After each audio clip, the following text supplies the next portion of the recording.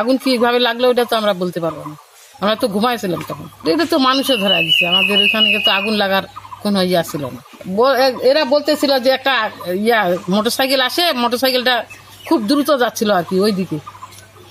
তখন ওরা বলতেছিল ওদের বাসায় আগুন লাগছে, ওই যে রাস্তায় ওইদিকে। হঠাৎ আমার চাচাতো ভাইয়ের চিৎকার শুনে আমরা বের হই।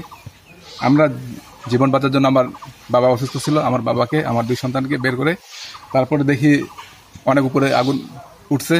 গ্রামের মানুষ আসছে, এরপরে ফায়ার সার্ভিস, সেনাবাহিনী আসার পর সবাই মিলে আগুন নিয়ন্ত্রণ করা যায়। আমি সাদ্দাম চাচার বাড়ির পাশে আমার বাসা। রাত্রে আমি চিল্লাচিল্লি শুনি, পরে আসে দেখি এখানে ঘরের ঘরে আগুন ধরাই দিছে কে জানি কে। তখন ওই বাড়িতে আমার 3টা চাচু আছে, ওই 3টা চাচু সহ আমরা ওই সাতখামারের উত্তরপাড়ার যত ছেলেপেলে আছে সব আসে, আমি আসি, পানি করলাম একটু আগুনটা নিয়ন্ত্রণে আসার পর্যায়ে। তখন ফায়ার সার্ভিস আসে, আগুনটা সম্পূর্ণ নিয়ন্ত্রণে নিয়ে আসলো।